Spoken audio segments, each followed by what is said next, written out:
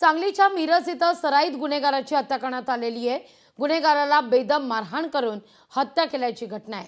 तानंग ते मालगाव या रोडवर ही घटना घडली आहे। दारूच्या पैशावरून वाद झाल्यानं हत्या केल्याची प्राथमिक माहिती आहे।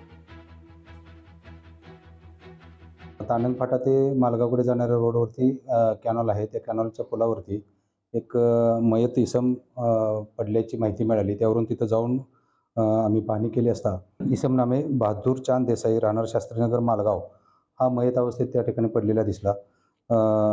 तपासांती असं दिसून आलेलं आहे की सदर जो इसम आहे बहादूर चांद देसाई याला अनोळखी दोन इसमांनी काठीने आणि लाथाबुक्क्याने मारहाण केलेली होती। त्यांच्यामध्ये वाद झालेला होता आणि त्या मारहाणीत तो जखमी होऊन त्याचा मृत्यू झालेला आहे। संशयित आरोपी त्याच्यामध्ये आम्हाला नावं त्यांची निष्पन्न झालेली आहेत, तर त्यांचा आम्ही शोध घेत आहे। लोकशाही मराठी ऐका, पहा, जागरूक रहा।